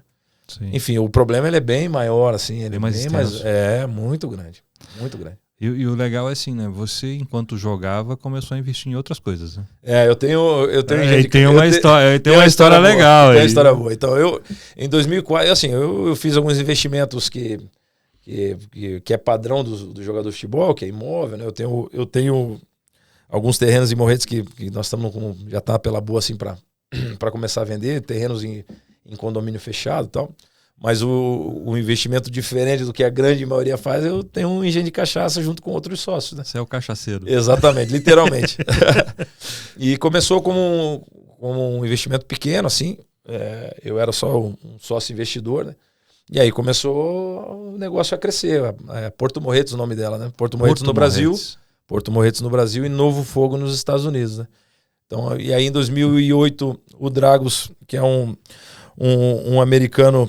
Na verdade, ele é um americano de origem romena. Olha isso. A história do Dragos é bem... Eu vou falar rapidamente a história dele, é bem legal. gozada. O pai dele é meio que professor Pardal, assim. Inventa. Pai do Dragos. E inventou uma solda que ela ia de 0 a 100 e quando você desligava ela voltava para 0. Ele inventou essa solda, patenteou e vendeu e ficou milionário com isso. O pai dele. E aí, herança para os filhos e tal. Com a parte dele, ele falou, vou investir em cachaça. E veio para o Brasil, visitou em Minas, visitou no Rio Grande do Sul, visitou a nossa aqui. E acabou fechando o negócio, começou a comprar o nosso produto. Isso em 2008. Em 2012, ele virou nosso sócio. Gostou tanto da coisa? Gostou e o negócio começou a crescer nos Estados Unidos. Hoje nós estamos em 30 estados nos Estados Unidos, né? 30 estados nos Estados Unidos. Os Estados Unidos, se eu não me engano, tem 50, né? Se eu não me engano, né? Foi com mais da metade. Exatamente. Então começou assim, aquele trabalho de formiguinha até hoje nós estamos em 30 estados. E hoje toda a gestão e marketing é feita em Seattle, né? Que ele é de Seattle, né? E a produção é feita aqui em Morretes. Então, você manda daqui para lá? Daqui para lá. Hoje quantos litros você produz? Me pegou. Essas perguntas técnicas tem que chamar o sócio para responder. Mas assim, o meu negócio é praticamente um container de 40 peças por mês, né? Uau! É bastante coisa. É bastante. Agora, se eu não me engano, dia 15 de março vai vir uma galera dos Estados Unidos fazer um evento aqui no Brasil e tal. Ele sempre vem, né? Então, no meio de março ele tá vindo para cá. É um cara, gente finíssima, gosta de futebol assim também. Até tentou me levar uma época aí pros Estados Unidos. E a nossa história, a minha história com a cachaça é essa. Então começou pequeno, graças a Deus. Hoje tá indo legal. Tá indo muito bem, graças a Deus. Binacional de cachaça em Morretes. Binacional em Morretes. E é uma cachaça orgânica, é um produto bem legal, assim, né? Eu tava lendo a respeito, vocês serviram até no coquetel na Casa Branca, teve um coquetel na Casa Branca lá que foi servido a Porto Morretes. Quantos tipos? É um só? Não, ela tem a cachaça branca, né? Normal, normalmente que é pra caipira, e tem a envelhecida em barril de carvalho, que é no mínimo 3 anos envelhecida, né? E aí tem algumas que são premiadas. Nós, em 2018, fomos eleitos a melhor cachaça do Brasil, né? Pelo Estadão, pelo um concurso do Estadão, que é um dos principais concursos do país, né? E ficou 2 anos sendo a melhor cachaça do Brasil. E como é ser empresário? Nesse caso? É mais fácil jogar futebol. É mais fácil jogar futebol. Muito mais. Mais fácil, inclusive, ser treinador, que é bem mais difícil do que jogar futebol. Mas ser empresário, assim, é vocação. Eu não, assim, eu tive a sorte também de ter pessoas, assim, muito competentes. Um dos meus sócios é o Torres, né? Trabalhou 12 anos na Volvo, assim, é um cara fantástico. É ele que tá à frente realmente do toca o negócio. Um cara extremamente honesto, assim, enfim. E aí é coisa de Deus mesmo para colocar pessoas certas na tua vida, né? Então, é isso. Mas eu não tenho muita... A linha do empresário não é muito a minha praia de estar no dia a dia, assim. Não é muito uma coisa que eu gosto muito, não. Eu prefiro ir mais para esse lado aqui do que porque, assim, quando eu falei a questão dos jogadores se capacitar, porque se você parar para pensar, o período que o cara fica como no ambiente de futebol é uma faculdade, é uma pós, é um doutorado. Ele passou por tudo isso. Passou por tudo ali dentro. Então, se ele se capacitar, ele vai ter um know-how importante assim para poder exercer aquilo que ele quiser. E hoje no futebol tem muitos segmentos para o cara fazer, muita coisa. O cara pode ser analista, o cara pode ser gestor, o cara pode ser treinador, o cara pode ser auxiliar técnico, tem muito preparador físico, tem muita coisa, fisiologista. Então o futebol tem uma gama enorme. Tem várias assim, áreas que você pode trabalhar. Muitas áreas. Psicologia, inclusive. Você não trabalha só na linha do campo. Com certeza não. Para o campo virar, tem uma estrutura gigantesca. Totalmente. Então tem muitas oportunidades para trabalhar. E se o cara tiver experiência do campo, facilita muito a vida dele, né? Muda bastante coisa. Sem dúvida. Então, é isso. Por isso que depois que eu parei, eu fiz curso, né? Eu tenho o EFA, né? Eu sou um dos poucos brasileiros que tem curso na Europa, né? Bacana. Eu procurei fazer lá, porque o fato de ter jogado muito tempo e é onde eu me identifico também, futebolisticamente falando, né? E acabei fazendo lá, né? Falta o último passo, que é o Pro, que eu tô me organizando para fazer, que daí demanda um pouquinho mais de tempo, tem que ir uma vez por mês para lá, então é um pouco mais complexo, né? Mas eu vou buscar. Na Itália? Provavelmente sim. Provavelmente sim. Eu já me inscrevi no EFA Pro, no CBF Pro, né? Que a CBF agora, os últimos 10 anos, já vem fazendo, né? Que é um curso bem legal também. Eu já me inscrevi e provavelmente vou fazer aqui, mas eu quero fazer o na Itália também, que é a última parte do curso. E para você ser técnico tem que ter uma certificação, né? Agora sim, no Brasil não precisava. Não precisava antes, olha que né? coisa louca. Mas né? eu estava lendo que agora precisa. Sim, agora sim. O Brasil tem dos 10 anos para cá que agora precisa, né, de certificação. Antigamente o cara parava de jogar num dia, já podia treinar no outro. Né? Agora tem que ter formação. Na Europa já tem uns 50 anos, né, os cursos, né? Então, quando você faz o FAB, você pode fazer jogando. A partir do FAA, você já tem que ter parado de jogar. Então, assim, o processo na Europa para você virar treinador gira em torno de 2-3 anos, né? Também tem um processo a médio prazo. Tem, não é? Porque realmente é uma função completamente diferente. Né? O jogador, a rotina dele é aquelas 2-3 horas no clube, cuidando única e exclusivamente dele, o que ele vai comer, o horário que ele vai dormir, o que ele vai fazer no treino. Já ser treinador, você tem que cuidar de 30, tem que cuidar da tua equipe. Enfim, é bem mais complexo. É uma gestão né? mais complexa. Bem mais complexa, né? Então, e exige preparação, né? Exige estudo, exige... enfim, tá antenado com as coisas que estão acontecendo no mundo, né? Porque o mundo é dinâmico, o futebol é tão dinâmico quanto, né? Então tem que estar antenado com as coisas que estão acontecendo. É importante, se não estiver ligado, você fica para trás. Fica para trás, sem dúvida. E com a evolução que a gente tem hoje da parte física, a tática, o que você diz disso? Eu tenho uma analogia que é o seguinte, eu costumo dizer o seguinte, que o futebol está se profissionalizando de baixo para cima, assim, né? Então você falou em alguns departamentos que hoje o Brasil tá entre os top 5 do mundo aí. Preparação física, fisiologia, medicina esportiva, o Brasil tá entre os 3 melhores do mundo. Nós treinadores estamos começando a nos capacitar e já, se Deus quiser, daqui a uns anos vamos estar no nível do europeu. O brasileiro tem algumas particularidades que superam os de lá, eles têm outras. O que eles têm que nós não temos é material didático para estudar. Infelizmente nós vamos pegar lá, para mim a grande referência do Brasil é o Tele Santana. Não deixou nenhum material didático para nós estudarmos, né? E é uma pena isso, né? O cara era um monstro, né? Monstro, estava muito à frente do seu tempo. Você imagina se ele colocasse todas as ideias no papel para essa geração poder estudar, né? Seria rico para nós, né? Infelizmente, Minelli, né? Rubens Minelli, o Tele Santana, enfim, outros nomes, né? Veio 2 na nossa cabeça, né? E a diferença aqui na Europa, eles colocam tudo no papel. Então, eles saem na nossa frente nesse sentido, que eles têm muito material didático para estudar, muita coisa. E nós não temos. Então, assim, esses departamentos do futebol, eles estão se profissionalizando e já estão no nível do europeu. Nós, treinadores, vamos chegar. E aí vem o topo da pirâmide, que são os gestores. Eles estão engatinhando ainda. Vai demorar um pouco mais de tempo ainda para eles chegarem no nível... né? Vamos pegar o Bayern de Munique, um dos dirigentes do Bayern de Munique é o Oliver Kahn, por exemplo. Né? É um cara multicampeão, seleção alemã, tudo. E é um dos gestores do... O Rummenigge é o braço direito do presidente do Bayern de Munique. Então, eu acho que... Por isso que eu falo que os ex-jogadores, eles precisam realmente... e estarem capacitados. Exatamente, porque eles têm muito a agregar. Inclusive para os gestores. Eles vão poder ajudar os gestores, desde que eles se capacitem, né? Porque é diferente, né? Dentro e fora das 4 linhas, totalmente diferente. Totalmente. As demandas são... É mais complexo. É mais complexo. E aí a gente precisa se preparar.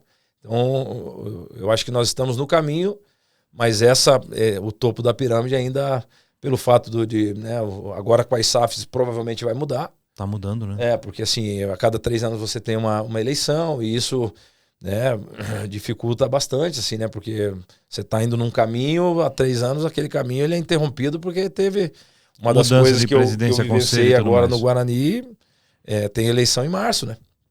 Então, dia 12 de março, lá no Guarani, tem eleição. E aí eu saí 10 dias antes da eleição, né? Provavelmente por uma pressão grande em cima, né? Porque eu entendo também. Então, isso dificulta muito, né? E você em termos de futebol, você vai derrapando, né? Você não sai do lugar, né?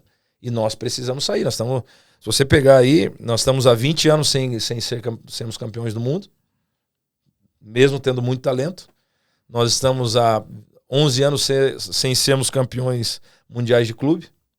Tivemos agora uma experiência recente que o Flamengo perdeu para um time do Egito, né? Foi isso, né? Ou da Arábia? Da Arábia. Então, assim, mas o Flamengo, que é o maior investimento do Brasil, arrecada 1 bilhão por ano e saiu para um time da Arábia. Então, eu acho que vale a reflexão, na minha opinião, que nós precisamos melhorar. Essa é a minha opinião. E vivenciando o dia a dia assim, nós precisamos melhorar. E tem uma margem importante de crescimento. E se nós não melhorarmos, nós vamos ficar sempre com o mesmo discurso. Que nós somos pentacampeões, que nós temos os melhores jogadores. Vive no passado. E vai viver no passado, porque nós estamos parados no tempo. Principalmente quem realmente comanda o futebol. Ele está parado no tempo. E aí a mídia social ela chegou de um jeito, no ambiente de futebol, que os clubes, muitas vezes, eles são geridos de fora para dentro. A mídia social, eu não tenho, né? Verdade, nada contra quem tem, mas as vidas estão sendo gerenciadas de fora para dentro. Então, assim, não é só no clube, não, cara. Você pega o Instagram da vida, ninguém é triste no Instagram, já reparou? Todo mundo é feliz, né? Mas não é possível você ser 24 horas do dia feliz daquele jeito, né? E gera uma frustração, né? Porque você olha assim, caraca, então, eu não sou, velho. Como é que pode, pô? E aí os clubes, os dirigentes, eles olham ali, ó, eles medem a febre ali do que está acontecendo no externo. Muitas vezes o cara é mandado embora porque pela pressão de externa. Mídia social, muitas vezes o cara é contratado pelo que a mídia social fala, e aí você vê que realmente é convicção zero, né? Se você for parar para pensar e levar a tua vida de acordo com aquilo que a mídia social está falando, assim, você acaba não tendo convicção. É o outro que gerencia a tua vida. Exatamente. Não é e isso acontece muito no futebol hoje. E é muito grave, na minha opinião. Muito grave mesmo, porque aí mostra que realmente você não tem convicção de nada ou pouca convicção, né? E sem convicção não dá para viver. Não dá. Sem dúvida. Imagina, cara, como é que você vai viver, construir algo se você não faz aquilo que você acredita? Você espera o outro decidir o que você tem que fazer. Exatamente. Né? É insano isso. É bem difícil. É bem difícil. É difícil demais. Por isso, e aí, só para fechar esse assunto, aí eu apelo para os ex-jogadores realmente, porque esses caras eles precisam se inserir, mas de verdade, assim, seja na gestão, os próprios comentaristas, e aí tem uma margem grande para eles também crescerem. E vocês têm conversado entre vocês sobre essas coisas? Se debate muito pouco futebol, né? Muito pouco, assim. Porque eu sei que o Alex gosta muito disso, você está se posicionando muito bem, tem alguns jogadores que se posicionam muito bem. Tem uma galera que não é muito chegada. Não. O Alex é um cara que também se posiciona dessa forma, assim. Eu acho que, assim, tem que discutir futebol, né? E, assim, mais ou menos dessa forma, assim. A gente estava até falando, né, sobre podcast, né, assim, e tem vários podcasts muito legais no Brasil hoje, né? Mas, infelizmente, de futebol não tem realmente um que fale assim, pô, esse podcast aqui é legal para você assistir. Eu vou assistir porque, com certeza, eu vou aprender bastante coisa. Especificamente de futebol, em Portugal tem alguns bem legais, Espanha tem. Na Europa já é comum Itália tem, mas, infelizmente, nós aqui ainda não temos um que realmente deu uma esmiuçada no jogo. Essa é uma oportunidade de negócio, hein? Cara? Então, a gente tava comentando em off aqui, né?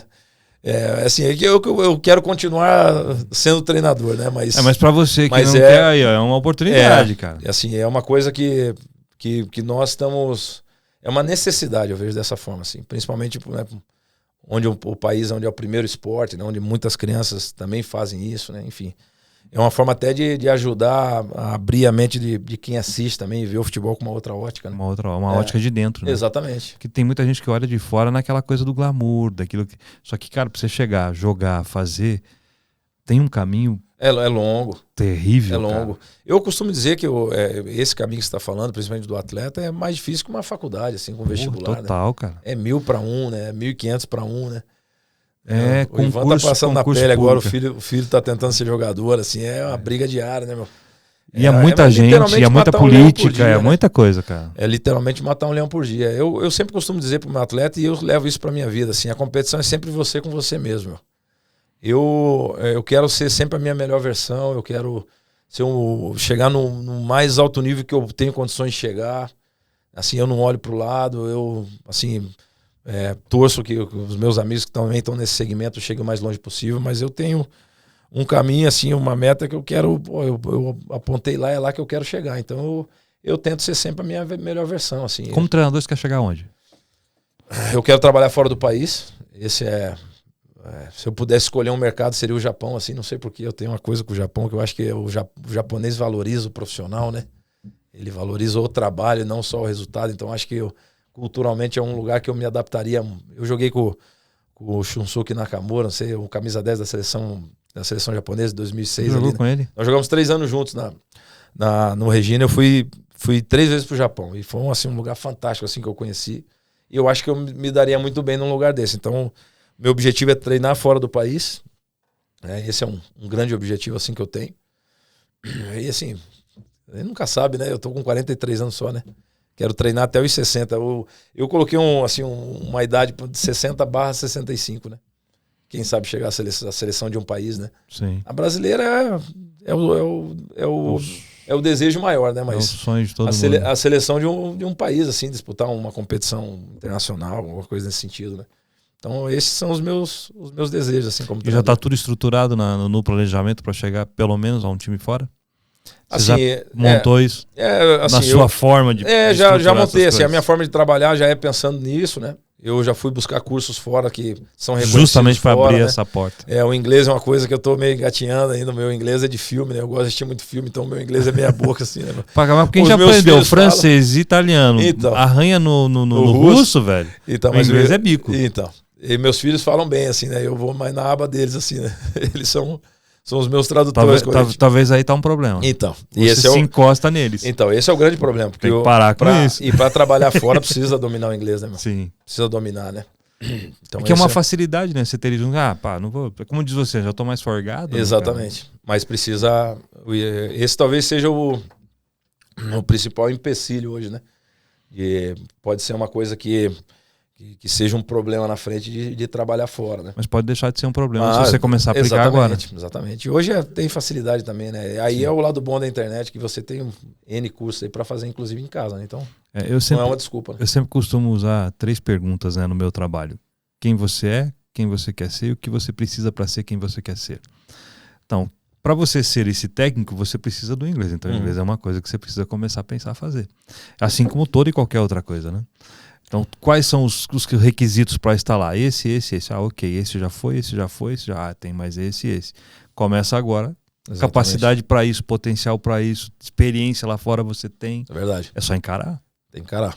Não, mas vou fazer. É só encarar, né, cara? Exatamente. Encarar. Não, eu vou fazer. Com tanta experiência. E aí, eu não sei, né? Mas conta a lenda que se você já consegue falar um idioma 2, o resto é muito mais sem fácil. Sem dúvida. Isso é um fato mesmo. Eu tenho já. Quem fala mais de um já tem facilidade para aprender total, outro. Né? Total. O inglês não é tão difícil assim, né?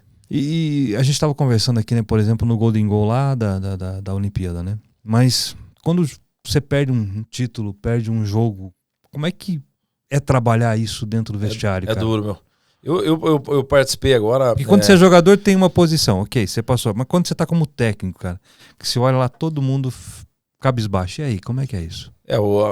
Assim, tudo é experiência, né? Eu tô com 170 jogos como treinador profissional já. O calendário brasileiro é uma loucura, você faz 60 jogos no ano, né? Eu tô indo pro 4º ano como treinador profissional e já tenho quase 170, então é bastante jogo, né? E aí quando você perde ou um jogo importante, ou eu tive 2 passagens no CSA que nós chegamos em 5º, né? E não tivemos o acesso para a Série A na última rodada, né? Então é bem frustrante isso, né? Quando você tem sequências de 3 derrotas seguidas, como já aconteceu comigo também, assim, o grande desafio é você não perder convicção. E para perder é muito fácil. Porque o teu discurso, ele perde força, né, com os jogadores quando você tem uma derrota dura ou quando tem 2 derrotas seguidas. Mas e aí entra a convicção naquilo que você acredita, a tua rotina de trabalho, os processos. Se você realmente está enraizado, se você acredita nisso, e eu particularmente acredito muito naquilo que eu faço, eu não mudo a minha maneira de ser nem quando ganha, nem quando perde. A minha relação com o jogador é sempre a mesma. eu tento ainda ser mais presente com o jogador e mostrar para ele que eu tô junto no momento de dificuldade. É isso, é particularmente a linha que eu sigo e graças a Deus vem dando certo. Tem você como técnico e aí você acessa algumas outras ferramentas para ajudar a questão psicológica ou vai nesse discurso e depois vai buscar uma linha nesse tipo? Assim, alguns clubes têm o psicólogo e assim, é um profissional que eu acredito bastante, mas é um profissional ainda que ele não conseguiu se inserir ainda. E eu falo tendo uma filha que vai se formar em psicologia. É que é específico, né, cara? Muito. Porque o que acontece nos clubes, falando de psicologia especificamente, né? Eles não criaram ainda vínculo com o jogador. E o jogador só acredita em você se ele criar vínculo, meu. Então não adianta o cara vir aqui e fazer uma conversa. Uma conversa em grupo, ou uma ação em grupo, mas sem ter criado vínculo com o cara. Aquilo ali vai... Assim, beleza, o cara vai participar tal, mas passou 10 minutos, o cara nem lembra mais daquela ação que foi feita. Então, assim, um dos motivos que eu estou buscando Deus é exatamente para ser uma pessoa melhor, assim, principalmente para esses momentos de crise. Porque eu acho que o livro dos livros é a Bíblia, né? É a Bíblia. E Deus é o maior psicólogo de todos os tempos. E é o criador de tudo. É o criador de tudo. Então, assim, por que eu estou buscando, assim? Graças a Deus eu estou buscando, assim. Porque eu acho que Deus pode me fazer, inclusive, um profissional melhor. Principalmente para os momentos de crise. Né? Uma palavra, uma passagem... E daí você falar, óbvio, do jeito que chegue, né, que toque ali. Porque eu acredito muito, e hoje como treinador, você vai passando o tempo, você vai ficando mais frio, mas uma coisa que eu estou percebendo ao longo dos últimos anos, assim, quanto mais relação humana você tiver com o teu atleta, mais desempenho ele vai ter. Mais resultado. Não tenho dúvida disso. Eu não tenho a menor dúvida disso. Só que a gente vai perdendo um pouco esse sentimento, porque assim, a rotatividade é tão grande de jogador, você está em um clube, depois você está em outro, o jogador tá, que você vai perdendo esse lado humano. E, na minha opinião, é uma coisa que eu já vinha fazendo e vou fazer cada vez mais. Resgatar ela. Porque, taticamente, você, assim, cada um tem o seu jeito de trabalhar, mas não é tão difícil. É complexo? Mas eu acho que o lado humano... É um tabuleiro que você joga. A diferença está nas pessoas. Sem dúvida. Na relação. A relação humana, na minha opinião, quanto mais relação humana você tiver com o teu atleta, com o teu colaborador, mais resultado você vai ter. E é isso que eu tô buscando cada vez mais. E veja, né, você falando sobre essa questão de Deus, né? O ser humano, a pessoa, ela é um ser relacional. Ela foi criada para se relacionar. Tanto é que, lá no começo, em Gênesis, está escrito assim, não é bom que o homem fique só. E aí foi criada a mulher. Então nós somos relacionais e não tem como você dizer que não existe relacionamento. Isso, não tem como. A gente pode tentar de qualquer forma ficar longe do outro, mas você depende do outro. Imagina num time que está lá os 11 dentro do time, dentro do campo, se não tiver coesão... Não acontece. Não acontece. Não acontece. Qualquer rixa que der ali vai quebrar a engrenagem. E um grupo um time de futebol, ele gira em torno de 30 atletas, 28 atletas, 30 atletas, mais o corpo técnico, enfim, gira em torno de 50 pessoas. 50, 60 pessoas. Tem que estar no mesmo espírito. Total. Só que são pessoas diferentes, com pensamentos diferentes, com crenças diferentes, com idades diferentes, criações diferentes, exatamente, religiões diferentes, realidade geográfica diferente. diferentes. Nosso país é um continente, né? E eu posso, sim, cada pessoa de uma região pensa diferente, é normal isso. E você conseguir fazer com que todo mundo olhe para o mesmo objetivo. Exatamente. E quando a gente consegue isso a gente consegue renovando a maneira de pensar, conversando, se relacionando, tendo intimidade, tendo empatia. E só o tempo faz isso. Exatamente. Por isso que é tão complexo esse mundo do futebol. E eu fico assustado, cara, porque você vê se para 3 meses, corta. Não sei o que, 2 jogos, corta. Exatamente, é isso. Pô, mas, você não cria conexão com nada, com não ninguém, tem nada. Com nada. Exatamente. E aí você não vai ter resultado. É isso mesmo. Porque o resultado, ele é feito de processo. Exatamente. O resultado é feito de tempo. Exatamente. Então, para mim é muito claro isso. Hoje, além do que eu já faço, mas eu vou... investir muito na questão da relação humana, meu. Na relação humana com o jogador de verdade, assim, saber o que ele tá sentindo, saber como é que tá na casa dele, se ele tá precisando de ajuda. Porque, assim, pra mim é o grande pulo do gato, assim, na minha opinião. É o grande pulo do gato, porque você passa a maior parte do tempo com ele, né? Você passa muito mais tempo com ele do que você dorme com ele no final de semana, velho. Você tá com ele no avião, tempo todo, tá com ele na estrada, o tempo todo. No campo. Assim, Pode dar errado? Pode até ser, mas é a linha que eu já estou fazendo, mas vou me aprofundar cada vez mais, que para mim vai ser assim, o grande divisor assim, para ter ou não sucesso. Assim, meu. É a linha que eu vou seguir, né? Já estou seguindo, mas vou fazer cada vez mais. Realmente criar essa conexão. Legal. E você tem conseguido aplicar isso? Tenho conseguido, assim, eu pego o CSA de 2021,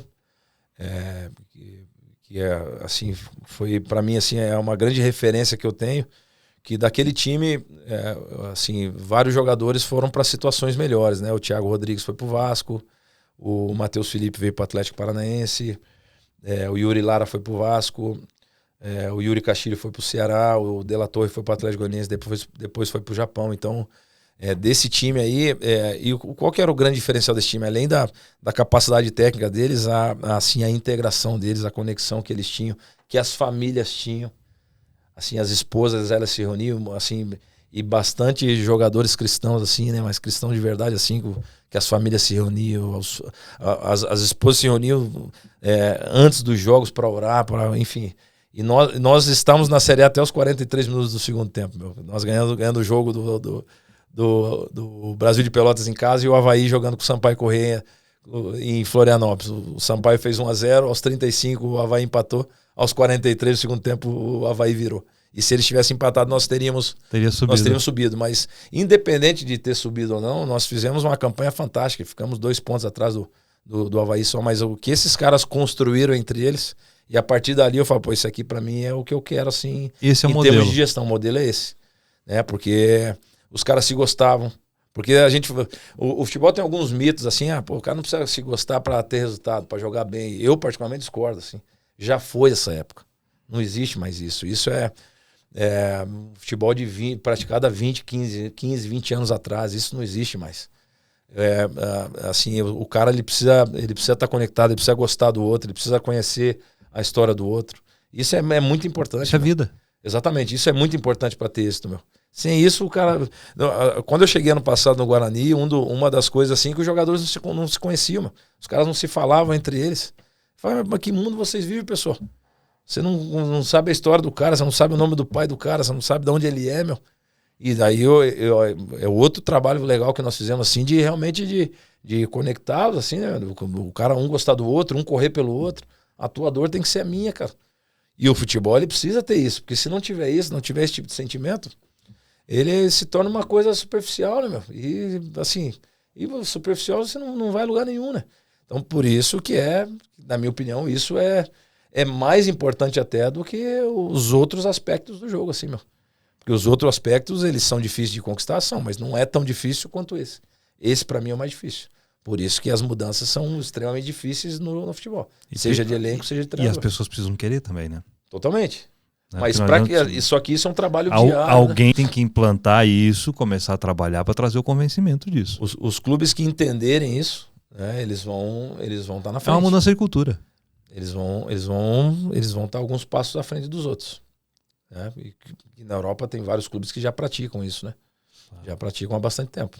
E uma curiosidade agora na parte técnica, né? Você tem lá o jogo A, jogo B, jogo C. Você monta o time com os atletas conforme o jogo ou não é assim? É não. Pela capacidade do cara? Então, como é que é o bagulho? Não, assim... Porque às vezes eu não entendo algumas coisas que os técnicos fazem, cara. Me fala aí. Então, assim, a minha maneira de trabalhar, eu tento criar sempre os comportamentos coletivos no time, assim, né? Eu tenho o pessoal chama de plataforma, de sistema, né? Eu jogo no 4-3-3, né? Que é um volante 2 meias, 2 pontos, um centroavante, né? Então, lateral, zagueiro, essa é a estrutura predominante que eu uso. Uhum. Então, assim, e aí eu treino os comportamentos coletivos do meu time. Para enfrentar, assim... Qualquer um.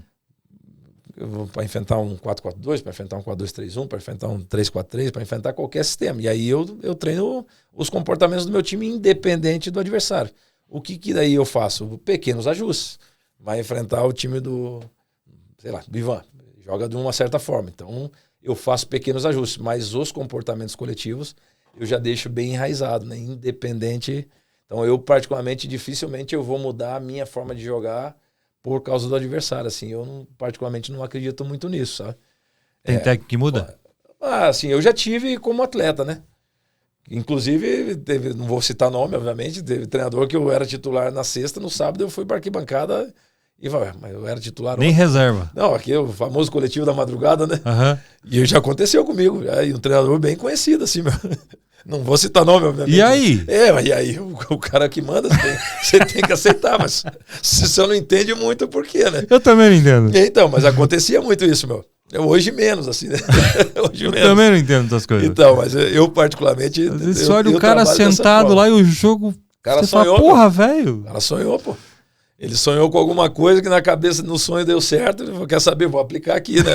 Mas na vida real não dá certo, não, meu. Normalmente perdemos. Não, cara. Perdemos. Tomamos 5 nesse dia aí, do sonho. Que virou um pesadelo, na verdade. Eu não vou nem perguntar que jogo foi. Não vou falar, não vou falar o jogo, que daí já vão ligar. Já entregou. Exatamente. Mas foi um jogo que foi de 5. Mas aconteceu, 5-1 o jogo. Aconteceu. Em off eu vou pesquisar. Você já vai descobrir que já vai descobrir. Fácil, Mas eu particularmente trabalho dessa forma, porque eu acho que essa forma fica mais clara para o jogador, né? Acho que o grande desafio do treinador é transmitir conhecimento. Essa é a parte didática, essa que eu acho que é a parte mais difícil, assim. O transmitir conhecimento não é uma coisa tão simples, né? Porque fazer a informação chegar, né? Porque na tua cabeça está muito clara, mas no atleta tá, nos 30 jogadores está claro. Então acho que esse é o desafio. É nisso que eu estou tentando me aprimorar também, né? E transmitir. E eu falei sobre essa pressão psicológica, perdeu o jogo, chegou no vestiário. Tá, encarar a torcida. Porque a torcida essa é uma parte difícil, muito assim. Passional. Muito. Cara. Eu costumo dizer que no Brasil o futebol, o estádio de futebol é o lugar que se permite tudo, assim, né? Eu levo meus filhos no campo, né? E assim, mas meus filhos nunca me viram xingando ninguém e tal. Eu não gosto disso, assim, né? Então, mas infelizmente, culturalmente, o estádio de futebol no Brasil é o lugar que na cabeça das pessoas se permite tudo. E aí você vai fazer o quê? O cara tinha de tudo. É cruel, né, cara? É muito, mas assim, eu não consigo mudar a cultura de um país, né? Não tem nem essa pretensão. E aqui de né? boa, na cabeça de boa. Entra aqui, sai aqui, assim, tem várias coisas que você escuta, né? Mas fazer o quê? Faz parte, é cultural, né? E pior que o cara encontra com você na rua e te dá de dedo, né, cara? Assim, infelizmente, o nosso país, ele só muda quando acontece uma coisa grave, assim, né? Coloca uma lombada depois que tem um atropelamento, né? Um semáforo quando tem um atropelamento, né? Isso nas fábricas também, é tudo igual. E aí, infelizmente, no futebol brasileiro vai ser a mesma coisa. Quando acontecer uma coisa bem grave, mas grave mesmo, aí muda. Só que eles vão esperar acontecer uma coisa bem grave. Porque já teve ameaça, né, de torcedor mandando foto de arma para jogador, né? O jogador já foi agredido em aeroporto, em saída de estádio, assim, só tá faltando morrer alguém, né, meu? Infelizmente, né? Porque o resto já aconteceu. Exatamente. Então, quando acontecer uma coisa mais grave do que normalmente acontece, aí provavelmente as autoridades vão tomar uma posição, né? Só que, infelizmente, provavelmente vai acontecer uma coisa grave, mais grave do que normalmente acontece, né? Infelizmente. Culturalmente é o nosso país, né? Infelizmente. Se você pegar a Inglaterra, os campos não tem alambrado, não tem fosso, não tem nada. Vê se tem alguém que entra no campo. Não invade, né? Mas antigamente tinha os hooligans, tinha tudo, né? Mas mudou a legislação, invadiu o campo, você sai direto pra cadeia, meu amigo. Porque é crime. Esses dias nós tivemos um histórico ruim aqui em Curitiba, né? Teve um Atletiba que o pessoal agora, tocou horror, né, cara? O jogo, mas daí foi, acho que teve a briga no campo, né? No campo. Eu vi. Mas algumas pessoas acabaram invadindo. Tal. Eu vi. Um quebra-quebra mais vi. ou menos. Assim, eu sou nascido e criado aqui, né? Mas tem jogos assim que, quando eu tô de férias, eu não levo meus filhos, não, meu. Eu tenho medo, né? Clássico não dá, né? Não dá, então. Você imagina a que ponto nós chegamos, né? Eu não poder levar meus filhos no campo assistir. Mas não levo, meu. Não levo, porque assim, prefiro assistir em casa, na televisão. É mais sossegado. Infelizmente, né? Que é um absurdo, né? Você perder o direito de ir e vir, assim, por causa de 2, 3 caras que acham que pode tudo, mas aí a legislação permite, meu. Enquanto a legislação for branda em todos os sentidos, na minha opinião. E eu não sou o dono da verdade, não, nem quero... sou cheio de defeito também, mas infelizmente no nosso país as regras, as leis, elas não são cumpridas, né? E assim, principalmente para alguns setores da sociedade, menos cumprida mais para um do que para outros, né? E esse tipo de coisa tendo dois pesos, duas medidas, né? Exatamente. O pau que dá em Chico, ele não dá em Francisco, né? Mas eu espero que a gente esteja vivo ainda para ver essa transformação. Essa mudança toda. Eu espero. E se você, assim, pra gente encerrar, fosse dar trazer um pensamento para as pessoas, cara, isso aqui é importante para você tocar a sua vida. O que você diria, assim? Como um resumo. Um resumo, assim. Que você vê pela tua experiência, pela tua vida, tudo aquilo que você conseguiu construir, o êxito que você conseguiu, o que você traria, assim? Seja humilde, meu. Seja humilde, seja simples. Valorize as amizades. Valorize a família. E no final das contas, isso que é o mais importante, assim. Não é onde você jogou, quanto você ganhou, o lugar que você conheceu. Se você não se relacionar com as pessoas, e principalmente com as pessoas que gostam de você, assim, nada faz sentido, né? Então é isso que eu mais tenho aprendido, assim. Assim, valorizar a amizade, valorizar a família. É a base. Eu acho que é isso, assim. E ser humilde é o que eu passo para meus filhos todo dia. Saber transitar em todos os mundos, assim. Meu pai sempre falava uma coisa, saber entrar e sair dos lugares, né? Você tem que saber entrar e sair. Foi a última coisa que ele falou para mim quando eu fui para França. Saiba entrar e sair de qualquer lugar. E é isso que eu passo para meus filhos. Eu acho que saber entrar e sair nada mais é do que ser humilde, assim, ter empatia. Acho que é isso, assim. É a mensagem que se eu poderia aplique, deixar alguma. Tenha disciplina, foque no que tem que fazer. Exatamente. Seja humilde, abraça e vai. Exatamente. Não escute muito o que as pessoas acham de você, né? Você sabe quem você é, né? Aonde você quer chegar, né? Assim, principalmente de pessoas aleatórias, né? Enfim, não o pai, escutar o pai, a mãe, né? Enfim, a esposa, enfim, aí sim, mas você se conhece, né? Então, principalmente falando especificamente dessa profissão, que tem muita gente que opina, né? Sim. Imagina você sendo um atleta, cara, tem todo mundo falando à tua volta. Se Exatamente. você der ouvido pra isso, você morre. Então, e aí é importante você se conhecer, saber quem a você blindagem mental é muito importante. É né? muito, é fundamental.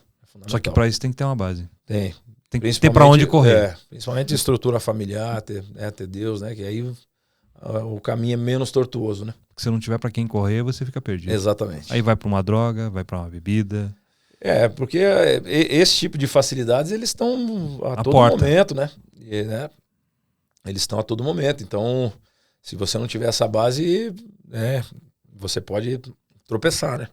Legal. E aí pode ser um caminho sem volta, né? Infelizmente. Todos nós, com certeza, já tivemos, sei lá, um conhecido ou um amigo tal que foi para um caminho que, infelizmente, não conseguiu voltar. Eu já tive, né? Inclusive, caras que tinham assim, um talento importante para jogar e foi para um caminho que acabou se perdendo, não conseguiu ser resgatado mais. E aí é perigoso, né? Vai ficar ruim. Exatamente. Mas é isso, eu acho que é ser humilde acima de tudo, assim. Eu acho que é um caminho legal, assim, que eu acho que daí as outras coisas vêm de consequência. Bacana. Valeu, cara. Muito Beleza? Obrigado. Espero que tenha sido legal para mim. Foi muito bom. Foi bacana, muito bom. Um grande prazer estar aqui. Prazer estar com você. Muito obrigado. Mozart, né? Obrigado para vocês que estão assistindo com a gente aí até agora. De novo eu digo, né? Se você não está inscrito no nosso canal, se inscreve aí, aciona o sino e daqui a pouco tem mais vídeo, podcast para você. Um abraço para vocês aí. Valeu, pessoal. Valeu, cara. Obrigado. Bom demais. Valeu.